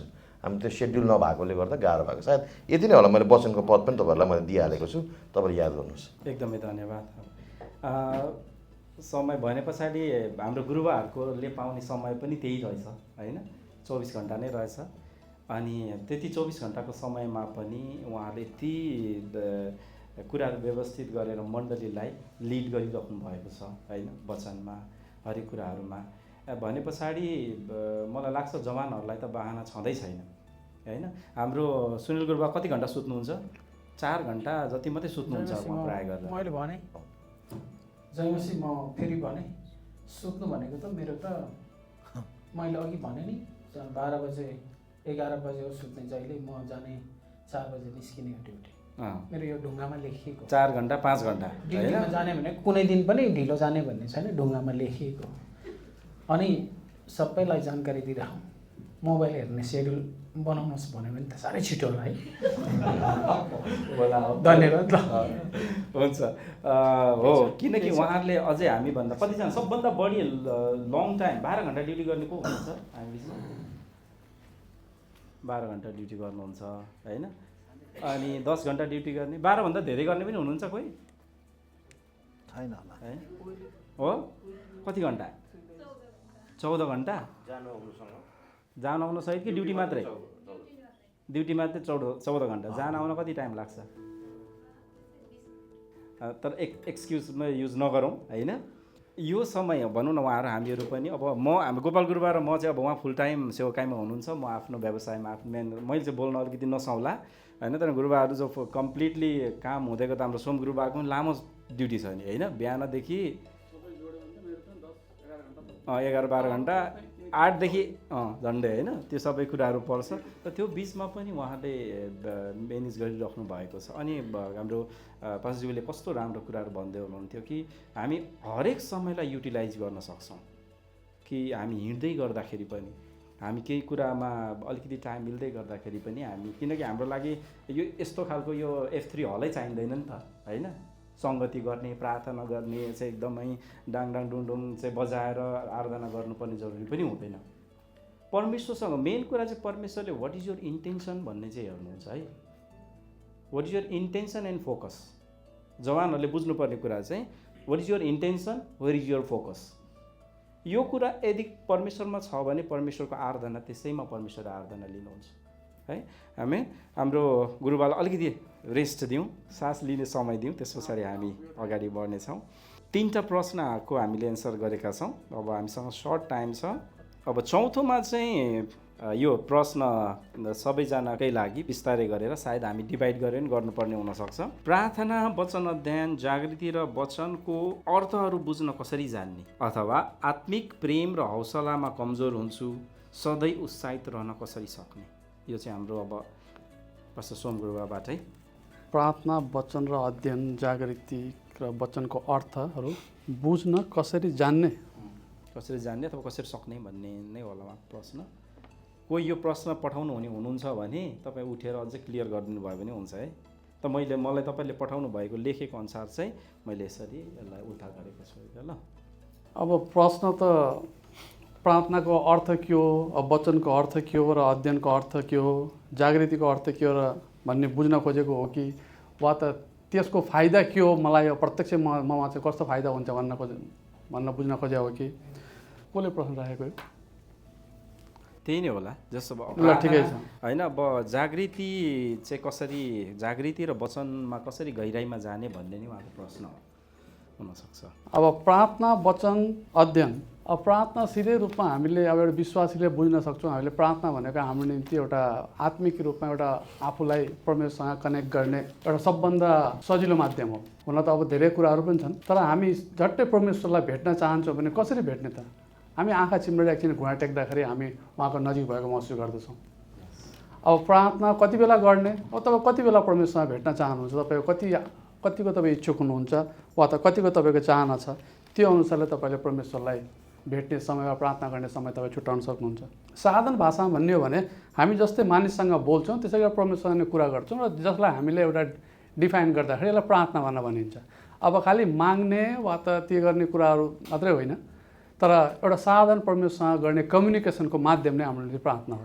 अब वचन अध्ययन भनेको अब ज्ञानको हिसाबले तपाईँले बुझ्न चाहनुहुन्छ भने त्यसको एउटा समय छ, एउटा टाइम छ। त्यसलाई अब हामीले बाइबलको जब हिस्ट्रीको बारेमा बुझ्न चाहन्छौँ वा त भने अब कलेजहरू छ, थियोलोजी गर्न जानुहोस्, तपाईँहरू धेरै अब कोर्सहरू छ, ती गर्नुहोस्। तर एकजनाले भन्नुहुन्थ्यो हामी यो वचनमा चाहिँ होइन वा त वचन चाहिँ हामीद्वारा भएर चाहिँ जानुपर्छ अरे क्या। हामी वचनमा गएर हामीले केही पनि भेट्दैनौँ। कतिचोटि वचनमा गएर हामीले भेट्ने भनेको परमेश्वरको बारेमा अथवा वचनले परमेश्वरलाई बताउँदछ, तर यो वचन चाहिँ तपाईँ र मबाट भएर गयो भने चाहिँ त्यसले चाहिँ तपाईँ र मेरो आत्मिक जागृति हुन्छ। भन्नुपर्दा वचन त असल छ। अब यो फल भन्ने चाहिँ नि फल, अब यो फल चाहिँ कस्तो भन्दाखेरि कतिचोटि यो फल प्रडक्टको रूपमा हामीले हेर्न सक्दैनौँ। भनेको हामीले एकदमै धेरै मेहनत गऱ्यौँ, अब फल नफल्न पनि सक्छ। किनकि फल भनेको नेचुरली आउने आउटकमको रूपमा हामी हेर्दछौँ। त्यो चाहिँ आफै फल्ने कुरा हो, त्यसको निम्ति हामीले कुनै पनि एफर्ट लाउनु पर्दैन। तर हामी जुन माटो वा जुन जमिन छ जहाँ चाहिँ हामी सिँचाइ गर्छौँ गर्छौँ त्यो कुरामा चाहिँ एफर्ट लाउने हो। अनि सबै कुरा हामीले गरिसकेपछि फल चाहिँ फल्ने आफै हो। तर कतिचोटि हाम्रो जीवन कस्तो हुन्छ भन्दा फल फ्रुट ओरिएन्टेड हुन्छौँ, तर त्यो वर्क ओरिएन्टेड हुँदैनौँ। भन्नुको अर्थ मेहनत गर्न चाहिँ हामीले खोज्दैनौँ, तर फल चाहिँ खोज्छौँ। तर अब इसाई जीवनमा फल चाहिँ आफै फल्छ, तर हामीले गर्नुपर्ने जुन लेभलको मेहनत छ त्यो चाहिँ हामीले गर्नुपर्छ। र बाइबल अध्ययन पनि त्यही हो। बाइबल अध्ययनबाट तपाईँलाई प्रत्यक्ष कसरी फाइदा हुन्छ भन्ने कुरामा हामीले त्यो फाइदालाई हेरेर बाइबल अध्ययन गऱ्यो भने हामीलाई सायद कतिचोटि त्यसबाट डाइरेक्ट फाइदा नहोला। तर तपाईँ परमेश्वरको वचनलाई बुझेर जानेर वचनअनुसार आफ्नो जीवन जिउनुहोस्, तपाईँलाई आफ्नो जीवनमा फाइदाहरू आफै नै भेट्टाउनुहुन्छ र एउटा अर्थपूर्ण स्टडी हुन्छ। त्यो चाहिँ अब नलेज वाइज तपाईँले जान्न चाहनुहुन्छ भने त हामीसँग धेरै अब कोर्स छ, आजकल त बाइबल कलेजहरू पनि छन्। अनि अर्को चाहिँ जागृत र वचनको अर्थ। जागृति भनेको अब रिभाइभल हो। जब तपाईँ र मेरो जीवनमा कुनै पनि यस्तो असल कुराको सुरु हुन्छ परमेश्वरको वचनबाट, अवश्य पनि त्यो चाहिँ एउटा नयाँ कुराको सुरुवात हो। र त्यो नयाँ कुरा कस्तो खालको नयाँ कुरा भन्दा त्यसले हामी अब हरेक कुरा हाम्रो जीवनमा गर्नुको पछाडि एउटा न एउटा एचिभमेन्ट त छ नि त, केही न केही पाउनुलाई हो नि त नि। तर जब हामी परमेश्वरको वचनबाट प्रार्थनाबाट यो जीवनबाट हाम्रो जीवनमा कुनै पनि परिवर्तन रिभाइभल आउँछ भने त्यो एउटा ट्रान्सफर्मेसन हो जसले चाहिँ हामीलाई परिवर्तन गर्छ। र त्यो परिवर्तन कस्तो भन्दाखेरि हामीले एउटा अब यो फिजिकलबाट आत्मिकतिर परिवर्तन गर्छ, जसले एउटा नयाँ कुराको सुरुवात गराउँदछ, जुन कुराको निम्ति चाहिँ तपाईँ र म हरेक विश्वासी चाहिँ के गर्छ, लालायित छ। र त्यो चाहिँ एउटा आत्मिक जागृति कुरा हो। र त्यो कुरा आउने भनेको प्रार्थना वचनहरूबाट नै आउने कुरा हो। त्यो कुरा दोस्रो कुरा चाहिँ के अरे आत्मिक प्रेम र हौसलामा कसरी उत्साहित रहने। आत्मा हुने प्रेम, हौसलामा कमजोर हुन्छु सधैँ उत्साहित रहन सकौँ। यसको धेरै उत्तर चाहिँ हाम्रो पास्टरलाई दिन चाहन्छु। म एउटा एकदम सरल कुरा तपाईँलाई बताउँछु। हामीलाई मोटिभेसन थाहा छ नि तपाईँलाई। म आफ्नो परिवारसँग एकदमै प्रेम गर्ने व्यक्ति हुँ, तर पनि परिवार छोडेर जसलाई धेरै प्रेम गरेँ तिनीलाई छोडेर म यस ठाउँमा छु। कतिजनाले आफ्नो छोराछोरी आमा बुवा छोडा हुनुभएको छ। किन? केही न केही कुराले तपाईँलाई मोटिभेट गरेको छ नि त। तर हो एउटा कुरा चाहिँ के हो भन्दाखेरि मोटिभेसनले मात्र हुँदैन। मोटिभेसनले भनिन्छ मोटिभेसनले तपाईँमा भएको त्यो आगोलाई सल्काउन सक्छ अरे, तर त्यो आगो जलिराख्नलाई चाहिँ गाह्रो छ। त्यसलाई किप बर्निङ भन्छ नि। Motivation can light the fire, तर किप बर्निङ चाहिँ इनफ छैन। अब तपाईँ र ममा कतिचोटि परमेश्वरको वचनको मोटिभेसन कस्तो छ भन्दा त्यस्तै छ, जुनले एउटा झिल्को त हाल्छ तर त्यसलाई जलाइराख्न सक्दैन। त्यसको लागि त म तपाईँलाई के भन्छ, purpose of life is very important. जीवनको उद्देश्य बुझ्नु आवश्यक छ। तब मात्र तपाईँले यी सबै कुरा, मैले आत्मिक क्षेत्रमा मात्र भनेको होइन, एउटा अन्य क्षेत्रमा पनि त्यही कुरो हो। अब आत्मिक क्षेत्रमा पनि सेम हो। तपाईँको हौसला निरन्तर रहिरहनको निम्ति, आत्मिक प्रेम रहिरहनको निम्ति, उत्साहित रहिरहनको निम्ति तपाईँ र मेरो जीवनमा चाहिँ पर्पज चाहिन्छ। खालि मोटिभेसन भएर हुँदैन, किनकि मोटिभेसनले एक झल्को त ल्याउँछ, तर एउटा ढिल्को त ल्याउँछ, तर बालिरहन सक्दैन। हामी त्यसको लागि हामी योग्य छौँ। आज 23 वर्ष म यो देशमा भइसकेँ भने यी सबै कुराहरू छोडेर हामी यहाँ आइसक्यौँ। भन्नुको अर्थ पर्पज भयो भने के हुन्छ, तपाईँले इम्पोसिबललाई पोसिबल गराउन सक्नुहुन्छ। त्यही कारण purpose of life is very important. हुन्छ, हस्, धन्यवाद। हुन्छ, हजुरले केही कुरा थप्न छोटोसम्म थपिदिनु हुन्छ भने म एउटै कुरा मात्र भन्न चाहन्छु। निरन्तर उत्साहित भइरहनु भनेर वचनमा छैन, निरन्तर प्रार्थना गर्नु चाहिँ भनेको छ। हामी सधैँ उत्साहित किन हुने? हामी सक्दैनौँ उत्साहित हुनको लागि। बाइबलमा हेर्नुहोस्, अगमवक्ताहरू सधैँ उत्साहित भएन, उनीहरू निराश पनि भए। तर जब निराश भए उनीहरूले प्रार्थना गर्थ्यो। हामी उत्साहित के को लागि हुने, सधैँ उत्साहित। एउटा कुरा याद गर्नु, जो चाहिँ सधैँभरि उत्साहित हुन्छ नि उनीहरू गिर्ने चान्सेस धेरै छ। तातो उफ्रेका एकदम हेर्दा ओहो एक्साइटमेन्टले केही पनि हुँदैन। सेवकाईमा परमेश्वरमा मेच्युरिटी चाहिँ इम्पोर्टेन्ट हो। हामी निराश पनि हुन्छौँ, त्यसलाई एक्सेप्ट गर्नुपर्छ। त्यो अलि पछि रहेछ, त्यसले गर्दा मैले एक्सप्लेन गर्न चाहन्न। हामी निराश पनि हुन्छौँ, त्यसलाई पनि एक्सेप्ट गर्नुपर्छ। तर निरन्तर प्रार्थना गर भन्ने कारण चाहिँ त्यही हो। तपाईँ उत्साहित हुँदा, तपाईँ दुखित हुँदा, उत्साहित नहुँदा यस्तो क्षण पनि आउँछ, तर निरन्तर प्रार्थना गर्ने हो। हामी सधैँ उत्साहित हुने के गर्ने भन्दा हाम्रो लाइफ त्यसरी डिजाइन भएको छैन। हाम्रो प्राण त्यो विभिन्न फिलिङ्सहरूले हामी भरिएका छौँ, अनि त्यो हरेक इमोसन हामीबाट निस्किनु जरुरी छ। उत्साहित नहुनु पनि जरुरी छ हामीलाई, अनि मात्रै हाम्रो लाइफ ब्यालेन्स हुन्छ, हाम्रो जीवन ब्यालेन्स हुन्छ। तर उत्साहित हुँदा पनि नहुँदा पनि वचन आधारित चाहिँ निरन्तर प्रार्थना चाहिँ गर्नु पर्यो। त्यो स्थितिमा ठुल्ठुलो अगमवक्ताहरूले के गरे, उनीहरू निराश भए। प्रभु के भने उनीहरूले यति साह्रो भने मलाई मार्नुहोस् सम्म पनि भने। कस्तो निरुत्साहको कुन चाहिँ पोइन्ट होला, तरै पनि उनीहरूले त्यो समयमा परमेश्वर भरोसा गरे अनि प्रार्थना गरे। त्यसले गर्दा सधैँ उत्साहित हुन नखोज्नुहोस्। निरुत्साहित पनि हुनुहुन्छ, त्यसलाई पनि एक्सेप्ट गर्नुहोस्, ग्रहण गर्नुहोस्। निरुत्साहित हुँदा चर्च नआउने, उत्साहित हुँदा चर्च आउने खालको पनि हुनु भएन। निरुत्साहित हुँदा पनि चर्च आउनु पर्यो, उत्साहित हुँदा पनि चर्च आउनु पर्यो। यो फ्याक्टरले चाहिँ तपाईँ र मलाई प्रयोग गर्नु भएन नि त। मैले उदाहरणको लागि मेरो श्रीमतीलाई मैले प्रेम गर्न, म खुसी हुँदा पनि दुखित हुँदा पनि गर्ने हो नि त। म खुसी हुँदा श्रीमतीलाई प्रेम गर्ने, दुखित हुँदा नगर्ने त होइन नि त। त्यो फ्याक्टरले चेन्ज गर्नु भएन नि त। त्यसले गर्दा त्यो उत्साहित र निरुत्साहित भन्ने जीवनको एउटा प्रक्रिया हो, जहाँ निरुत्साहित पनि हुन्छ। तपाईँको टिम हार्दा पनि तपाईँ निरुत्साहित हुनुहुन्छ। नेपालको गेममा हार्दा त निरुत्साहित हुनै हुन्छ नि त। आउँदा पनि त्यति बेला उत्साहित हुनु त सक्नुहुन्न नि, तर प्रार्थना गर्न सक्नुहुन्छ। तर रेगुलरली कन्सिस्टेन्टली उहाँले भन्नुभएको जस्तै motivation is nothing, discipline is everything. मोटिभेसनले एकछिन उत्साहित गर्ला, तर अनुशासनले चाहिँ लामो समयसम्म जान्छ। तर हरेक समयमा यो कुरा चाहिँ जरुरी चाहिँ नै भन्न चाहन्छु। धन्यवाद। लास्ट फेरि पनि हजुरलाई यसलाई अलिकति क्लियर गराइदिनु हुन म रिक्वेस्ट गर्दछु। वचनको अर्थ बुझ्न कसरी जाने, यानि कि मलाई जहाँसम्म लाग्छ वाट आई फिल है कि वचनको त्यो डेप्थमा गहिराईमा कसरी जान सकिन्छ भनेर उहाँले सोध्नु। यो कुराको एकदम स्पष्ट हाम्रो घर सङ्गतिमा दुईवटा घर सङ्गतिले एकदम हुनुहुन्छ। येशू ख्रीष्ट को हुनुहुन्छ? जवानहरू को हुनुहुन्छ? येशू ख्रीष्ट को हुनुहुन्छ? त्योभन्दा अगाडि को हुनुहुन्छ? यौना 1:1 के छ? परमेश्वर येशू ख्रीष्ट को हुनुहुन्छ? वचन हुनुहुन्छ। अनि त्यो वचन के हुन आयो? देहधारी हुन आयो। देहधारी को हुन आयो? येशूमा हुन आयो। भने चाहिँ वचन बुझ्नको लागि तपाईँ र मैले येशू ख्रीष्टलाई बुझ्नु जरुरी छ क्या। वचनलाई बुझ्छु, मलाई वचन, हामी बुझ्दैनौँ वचन। त्यही वचन मानिसले बुझोस् भनेर येशू ख्रीष्टमा देहधारी भएर आउनुभएको हो। त्यही कारणले गर्दा हो बाटो, सत्य, मुक्तिदाता, चङ्गाकर्ता यी सबै कुरा उहाँ हुनुहुन्छ। तर त्योभन्दा सबभन्दा पहिला चाहिँ उहाँ वचन हुनुहुन्छ। He is the word. येशू अनि अब त बुझ्नु भयो नि, वचन बुझ्नु त स्पष्ट सजिलो छ नि। येशूलाई बुझ्नु पऱ्यो नि त। तपाईँले वचन बुझ्नुहुन्छ, म बुझ्दिनँ। अब उदाहरणको लागि कतिजना विवाहित हुनुहुन्न यहाँ? हजुर ल भाइहरू कतिजना त अप्ठ्यारो मान्नुभयो होइन, ठिक छ ल। अब हेर्नुहोस् है, वचन कसरी बुझ्ने भन्ने कुरा हो। अब हामीले पिताको हृदय बारेमा अब अविवाहित भाइलाई जति नै बताए पनि उहाँले बुझ्नुहुन्न। तर मैले हाम्रो डिकन सन्तोषलाई यो कुरा भनिबस्थे, अब तपाईँ जब बुबा हुनुहुन्छ पिताको हृदय बुझ्नुहुन्छ भनेर उहाँलाई भनिबस्थे। हामी बुवा भयौँ अनि मात्रै पिताको हृदय बुझेका छौँ। किनभने रातभरि नानी नसुत्दा पनि हामी हल्लाउँछौँ, तर पनि नानीले खायो भने हामीलाई अगाउँछौँ। अब पिताको हृदय बुझ्यौँ त धेर थोरै। वचन हाम्रो स्थिति र परिस्थिति अनुसार बुझ्दै जान्छौँ।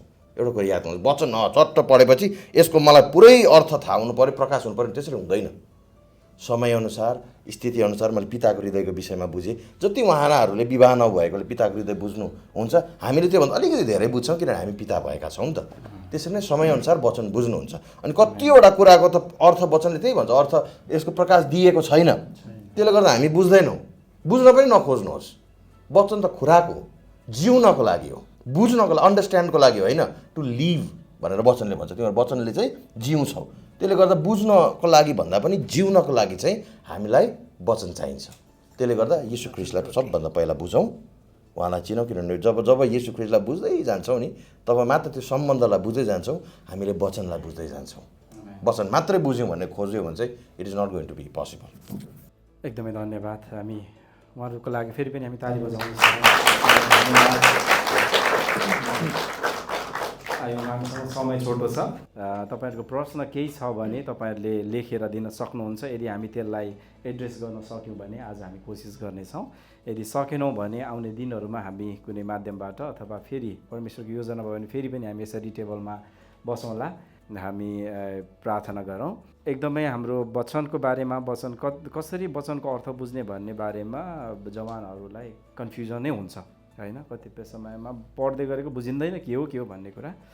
त्यो भएकोले गर्दाखेरि गुरुबाहरूले भनिसक्नु भएको छ वचनको बारेमा हामीले कसरी अध्ययन गर्ने अथवा कसलाई चिन्ने बुझ्ने भन्ने बारेमा। र यो अर्को प्रश्न चाहिँ छ पवित्रताको जीवन जिउनको निम्ति, यानि कि अब पवित्रताको जीवन कसरी जिउने भन्ने बारे नै यो प्रश्न रहेको हुनसक्छ। अनि यो प्रश्नको उत्तर चाहिँ हाम्रो गोपाल गुरुबाबाट सुरु गरौँ। हुन्छ, फेरि पनि यहाँ हामी पवित्रताको विषय कसरी पवित्र जीवन जिउने भन्ने विषयमा, अब यो त तपाईँहरूले यो वचन धेरै वक्ताहरूबाट सुनिसक्नु भएको छ, बाइबल पढ्नुभएको छ है। सबै कुरो प्रभु येशू सबैभन्दा पवित्र हुनुहुन्छ। हामी प्रभु येशू वचन हुनुहुन्छ। वचन पवित्र बाइबल उत्पत्तिदेखि प्रकाशको पुस्तकसम्म उहाँकै विषयमा लेखिएको छ। र प्रभु येशूको विषयमा जुन कुराहरू लेखिएको छ उहाँकै प्रतिरूपमा, उहाँको रूपमा, उहाँ जसरी जिउनु भएको थियो त्यसरी नै हामीले जिउने कोसिसमा अगाडि बढ्नुपर्छ पवित्र जीवन जिउनको लागि। दिनको जीवनमा उहाँ हाम्रो प्रभु येशू त्यसरी नै जिउनुहुन्थ्यो। जब हामी प्रभु येशूलाई बाहेक संसारलाई हेर्छौँ अनि हामी चिप्लिन्छौँ, लरबरिन्छौँ। हामी संसार भनेको के हो? व्यवहार। आफ्नो वरिपरिको के बुवा आमा दाजुभाइ दिदीबहिनी श्रीमती छोराछोरी सबै कुरो अनि संसारको फिक्रीले सबै कुरो त्यो फिक्री पुरा गर्दै जान्छौँ। अनि संसारको चाहिँ के अरे भैभावले छुन्छ, फेरि घमण्डको कुराहरू आउँछन्, लोभको कुराहरू आउँछन् होइन। अनि जब हामी जुन कुरा चाहिँ पवित्रताको जीवन भने प्रभु येशूको जीवनलाई हामी अँगाल्दैनौँ अनि हामी उहाँको त्योबाट हामी चिप्लिन सक्छौँ। त्यसैले गर्दा सबैभन्दा सर्टकटको मेरो आफ्नो तर्फबाट तपाईँलाई प्रभु येशूको जीवन जसरी उहाँले जिउनु भएको थियो त्यसरी नै हामीले जिउनु पर्छ। यो सबैभन्दा ठुलो कुरो हो। तर हामीले अरूलाई हेर्न थाल्यौँ भने हामी लड्छौँ र संसारको आफ्नो समस्या, आफ्नो स्वास्थ्य, आफ्नो जीवन हामीले हेर्छौँ भने अभिलाषा, संसारको यो आँखाको अभिलाषा, संसारको अभिलाषा, विभिन्न किसिमको कुराहरू छन्, सेखीहरू गर्छौँ भने हामी पवित्र जीवनबाट टाढिन्छौँ। शरीरले अर्कै भन्छ, आत्माले पवित्र जीवन जी भन्छ, शरीरले भन्छ संसारतिरको जीवन जी भन्छ। द्वन्द तिनै छ। जब हामी संसारको कुरा, शरीरको कुरातिर लाग्छौँ भने हामी लड्छौँ, पवित्र जीवन जिउन सक्दैनौँ। तर हामी सबैभन्दा पहिला चाहिँ हामी के हेर्नु पऱ्यो? आत्मिकी कुराहरू, जुन कुराहरू परमेश्वर प्रभु येशूलाई हेर्नु पऱ्यो है। म चाहिँ यही भन्न चाहन्छु। मेरो चाहिँ विचार यही हो। बाइबलले पनि यही कुराहरू भन्छन्। हुन्छ, जय मसीह। छोटो है। हुन्छ, हाम्रो सुनिल गुरुबा के एड गर्न? हामीसँग थोरै समय छ, हामी चारैजना हाम्रो गुरुबाबाट। धन्य शुद्ध हृदय हुनेहरू तिनीहरूले परमेश्वरलाई देख्नेछन्। अनि परमेश्वरसँगको सङ्गति गर्ने मान्छेहरूको हृदय शुद्ध हुनुपर्छ। शुद्ध र पवित्र एउटै हो नि त, शुद्धतामा पवित्रतामा।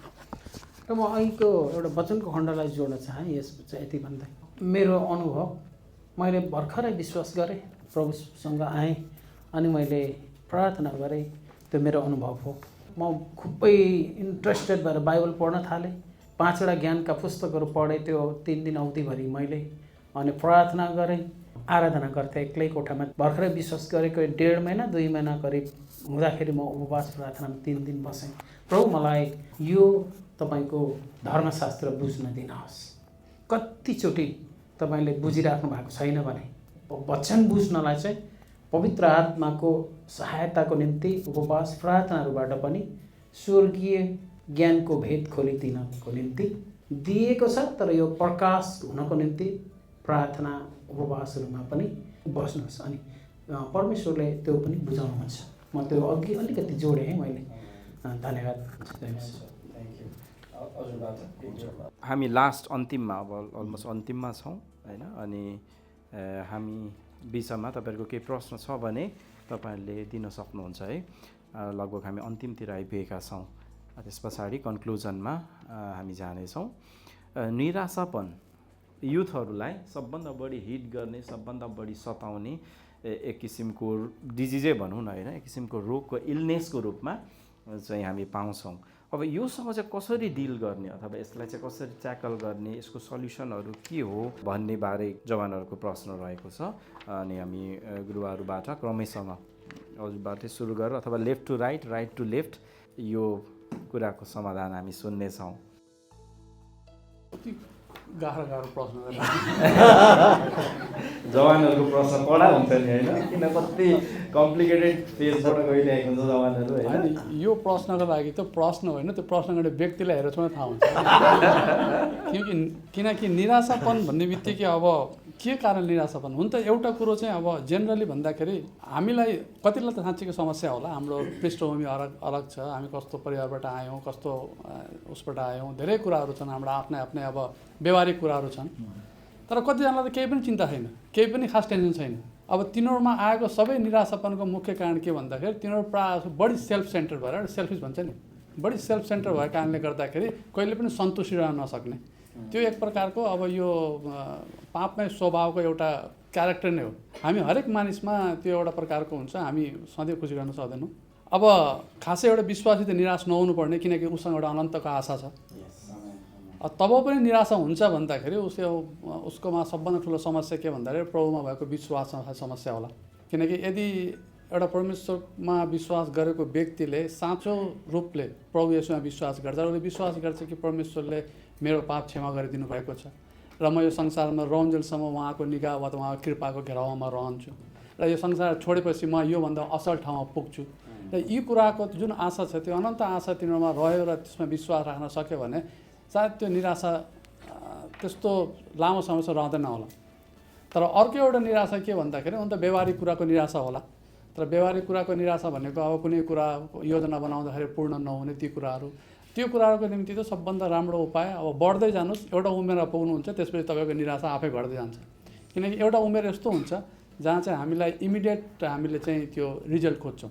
कुनै कुरा गरेपछि उत्तिनैखेर त्यसको रिजल्ट खोज्दछौँ हामीले, त्यसको मतलब परिणाम हामीले उत्तिखेर पाउन खोज्छौँ। हामीमा एउटा संयमता हुँदैन, अनुशासन हुँदैन।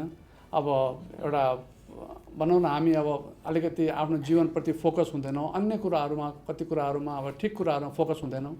अब होसियाको पुस्तकले भने जस्तै अब खास हामीलाई ज्ञान र बुद्धि नभएको कारणले गर्दा हामी विनाश भएको होइन।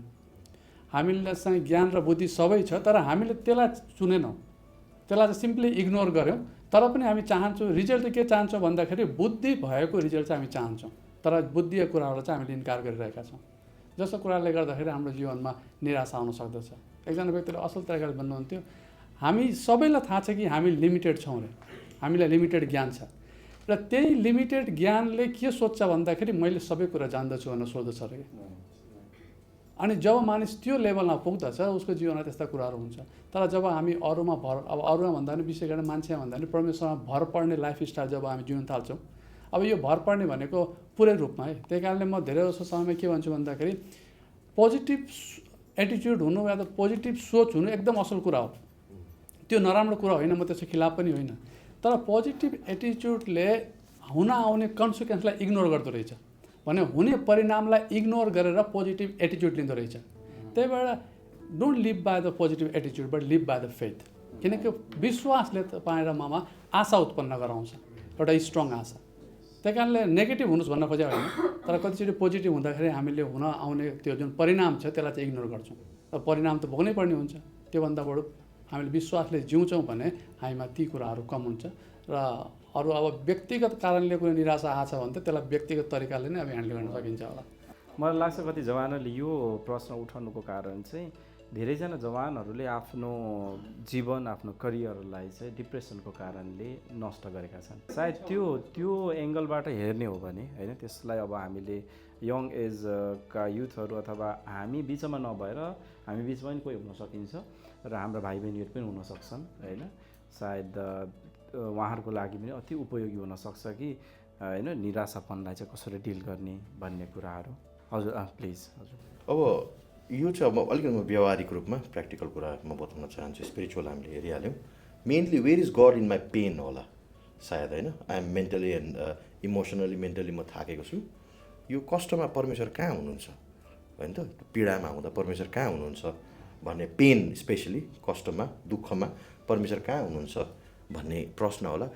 खुसीमा उहाँ जहाँ हुनुहुन्छ दुःखमा उहाँ त्यहीँ हुनुहुन्छ।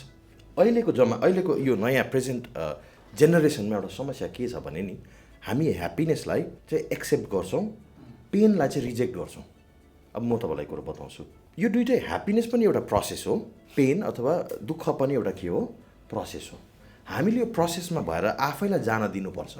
पेनले चाहिँ पेन भन्ने फिलिङ जब हामीलाई हुन्छ नि त्यसले के एउटा सङ्केत दिएको हो भने अब तिमी निको हुनुपर्छ भन्ने सङ्केत हो। अनि हामी त्यो प्रोसेसमा भएर जानु पऱ्यो नि त। हामी चाहिँ के गर्छौँ जब अहिलेको स्पेसली मोडर्न जेनेरेसन अहिलेको जवानहरू तपाईँहरू हुनुहुन्छ, हामी के गर्छौँ भने अलिकति पेन महसुस गर्ने बित्तिकै त्यसलाई रिलिज गर्नको लागि फेसबुक होस् इन्स्टाग्राम होस् लेख्न थालिहाल्छौँ होइन त। इमोजोहरू हालेर त्यो विभिन्न फोटोहरू हालेर अनि के गर्छौँ म दुखित छु भनेर के गर्न थाल्छौँ, ठिकै भन्दैछु नि मैले, यो एक्सप्रेस गर्न थाल्छौँ। त्यस पछाडि टिकटकहरू यताउता पल्टाएर अहिले उसलाई पेन हो नि त, पेन भएको थियो तर त्यो एकछिन गरेर त्यो भुलिन थाल्छौँ हामी। We do that.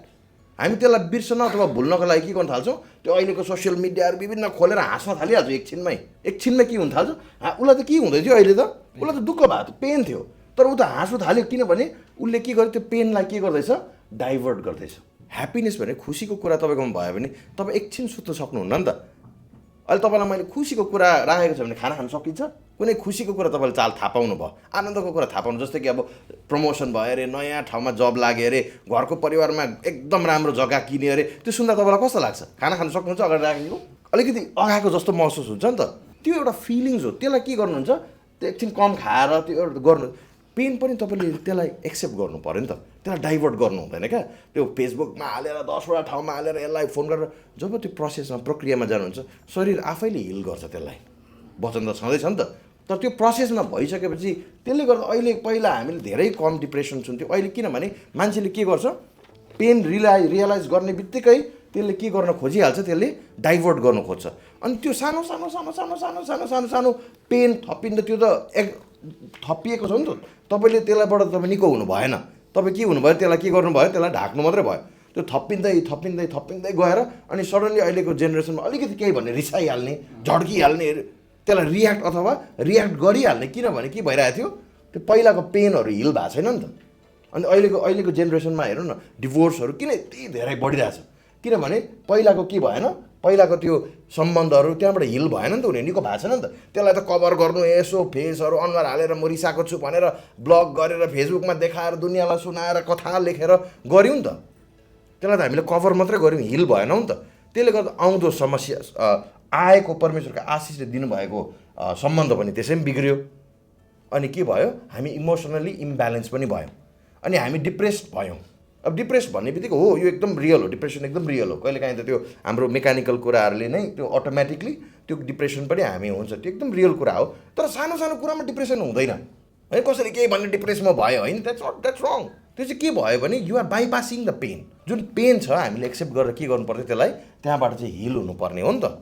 हामी त्यसको लागि बनिएका छौँ क्या, हामी त्यसको लागि परमेश्वरले डिजाइन गर्नुभएको छ। हामी त्यो पेनबाट पनि निको हुन सक्छौँ, तर त्यो पेनलाई बाइपास गरेर अरू कुरोमा अन्य कुरोमा डाइभर्ट गर्नु हुँदैन। अहिले सोसियल मिडियाले त्यही कारणले गर्दा अघि म यो जोड्न चाहन्छु, सायद त्यो प्रश्न छ होइन, सोसियल मिडियाले त्यो पनि हामीसँग प्रश्न मैले सकिदिइहाल्छु होइन। सोसियल मिडियाले चाहेकै त्यही हो कि हामी के गरौँ, त्यो पेनबाट हटौँ। त्यही कारणले फेसबुकमा डिसलाइक बटन छ, तपाईँले फोटो हाल्नुभयो मैले लाइक गर्नु करै लाग्छ, मन परेन भन्ने ठाउँ छ त्यहाँ छैन नि। मलाई इन्स्टाग्राममा तपाईँको फोटो मन परेन भन्नु छ, हेर्नुहोस् है, it is only giving happiness.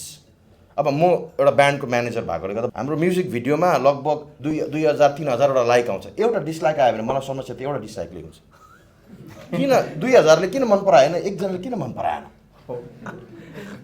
हामी त्यसरी मेकानिजमले हामी बिल्ड भइरहेछौँ। हेर्नुहोस् है, होइन everybody is in a dangerous addiction right now. बरु रक्सी खानेहरू त्यति साह्रो एडिक्सनमा होइन होला, तर अहिले विश्वासीहरू जवानहरू अहिले तपाईँको हातमा फोन राखिदिन भने, अहिले घरमा फोन छोड्नु भएको थियो भने यति तनावमा तपाईँ हुनुहुन्थ्यो। त्यतिको तनाव त होइन, यतिको तनाव त साँच्चैकै ड्रग एडिक्टले पनि हुँदैन, रक्सी खाने पनि यतिको तनावमा हुँदैन जतिको तनावमा तपाईँ हुनुहुन्छ। अहिले मण्डली यो दुष्टले ल्याएको एउटा ठुलो एडिक्सन चर्चभित्र छ। हेर्नुहोस् है, अब यो डिसिप्लिन तपाईँको लाइफमा भएन भने तपाईँले पेन मात्रै महसुस गर्नुहुन्छ। अहिले उदाहरण दिन्छु, तपाईँले फेसबुकमा फोटो हाल्नुभयो, सबभन्दा बढी तपाईँलाई के हुन्छ? पेन हुन्छ। किन हेरेन? खै रिप्लाई कतिजनाले ह्याप्पी बर्थडे मलाई किन भनेन, किन लाइक गरेन, होइन कमेन्ट किन आएन?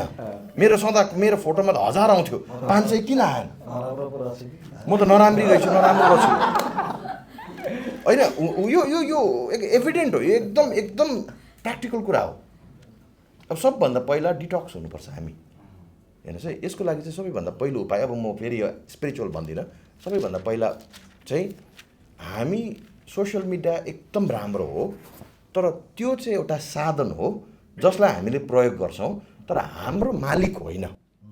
अहिले एउटा म्यासेज टाङ्ग तपाईँको मोबाइलमा बजोस् त फिटी हुनुहुन्छ, के गरौँ र कसो गरौँ, अनि तपाईँ पास्टरले देख्छ कि भनेर लुकेर हेर्नुहुन्छ, यति सालको म्यासेज आएको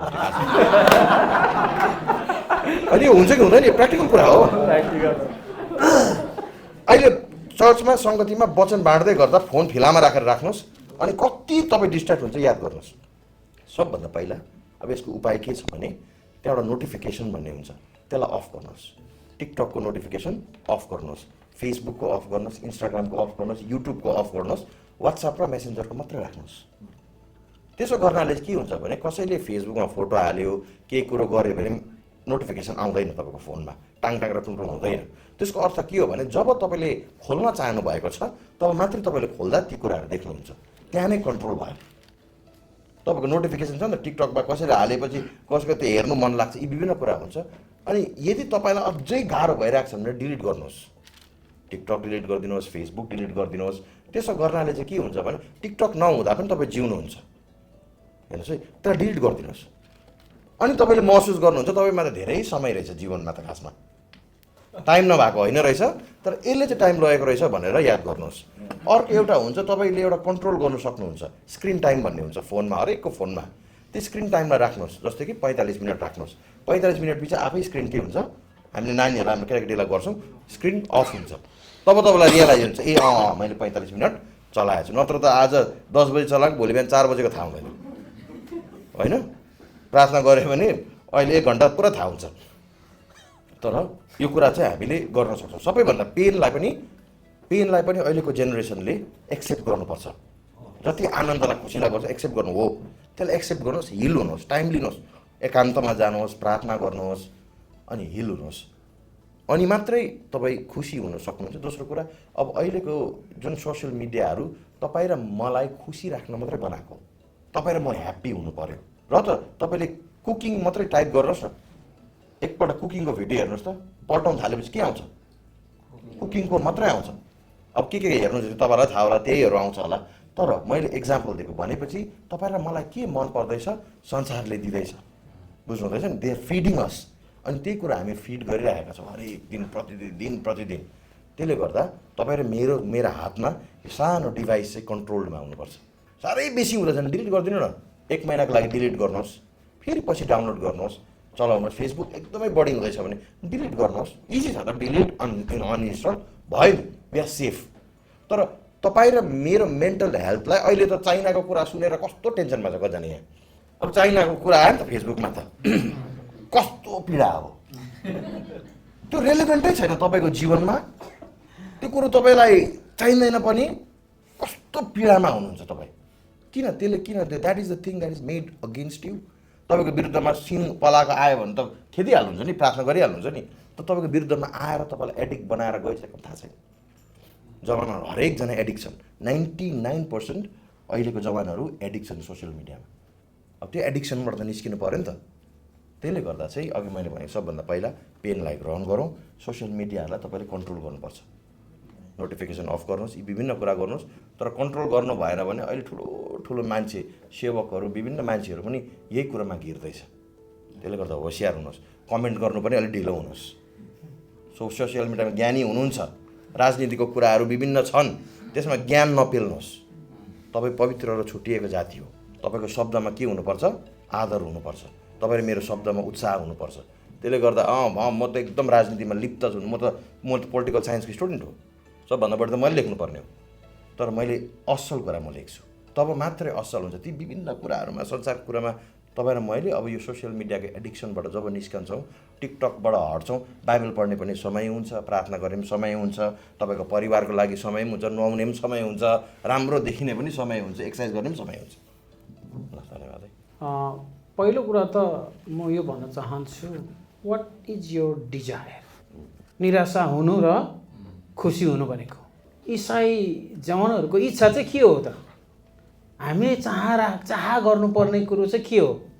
परमेश्वर प्रति होइन, स्वर्ग राज्यको प्रति होइन र? अनि निराशा हुने कुरातिर लागेपछि त निराशा भइहाल्छ।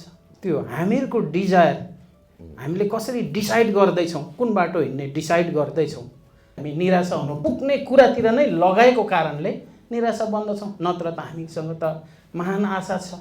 यही नै यति नै भन्न चाहन्छु। हामीहरूको आशा चाहिँ अब के त इटर्नल कुरातिर हामीले राखेका छौँ भने हामीमा कहिले निराशा हुँदैन। मलाई तपाईँले एक्लै कोठामै भेट्नु भयो भने मलाई सायद तपाईँले निराशा भएको साह्रै देख्नुहुन्न होला, किनभने मेरो आशा चाहिँ अनन्तको हो।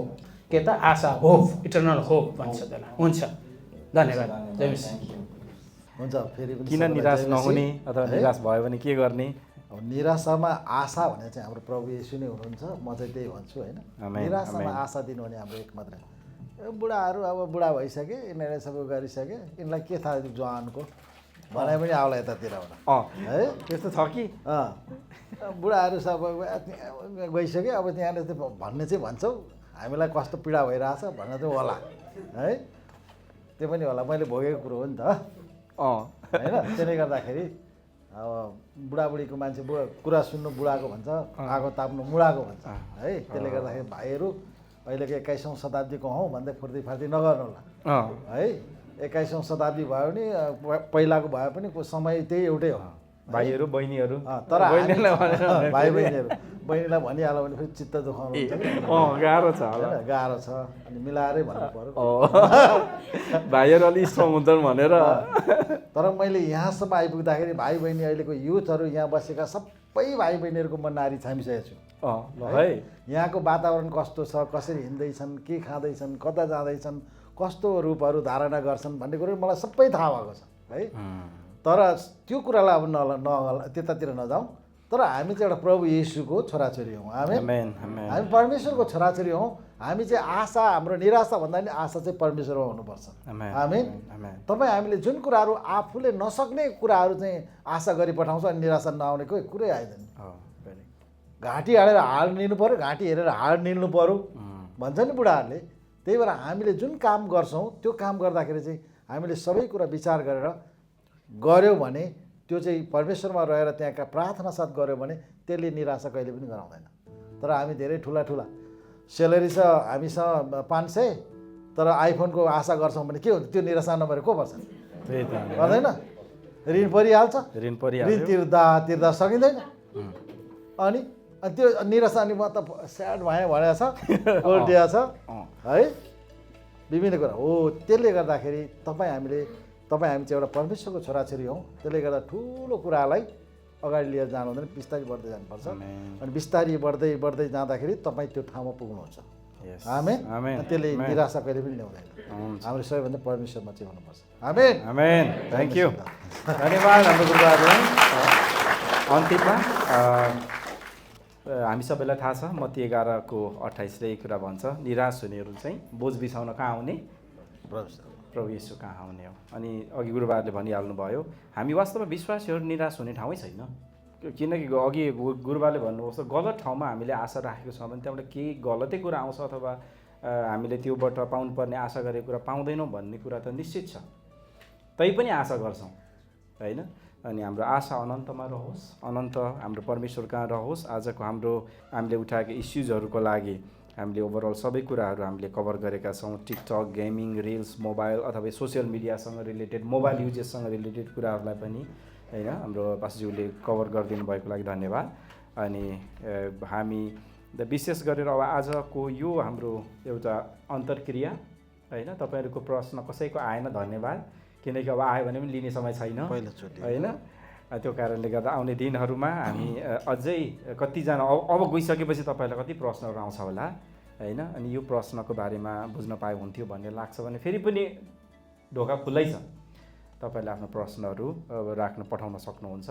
अनि म आशा गर्छु आजको एउटा आशिष समय हाम्रो गुरुबाहरूको जीवनको अनुभव वचन मात्र होइन, स्पिरिचुअली मात्र होइन, प्र्याक्टिकल उहाँहरूको एक्सपिरियन्सको जीवनबाट पनि हामीले धेरै कुरा सिक्न पाएको छौँ। अनि जवानहरूलाई यो कुरा थाहा हुनुपर्छ कि कुनै व्यक्ति अथवा कुनै व्यक्तिले लेखेको पुस्तक पढ्नु भनेको चाहिँ उनीहरूको जीवनको सारा कुरा अनुभवहरू चाहिँ अध्ययन गर्न पाउनु हो। अनि उहाँहरूको जीवनको अनुभवहरू हामीले यो 1 घन्टा आधा 1.5 घन्टामा हामीले कभर गर्न इम्पोसिबल छ, सम्भव छैन। तरै पनि कतिवटा इस्युजहरूमा हामीले आज कुराकानी गरेका छौँ है। अनि आशा गर्छु हामी सबैजना उत्साहित भएका छौँ। अन्तिममा प्रार्थना र कन्क्लुजनको लागि पास्टर सोम गुरुबासँग म अनुरोध गर्दछु र त्यस पछाडि हामी छुट्नेछौँ। हुन्छ, हाम्रो गुरुबाहरूको लागि जोरदार हामी ताली बजाउनु।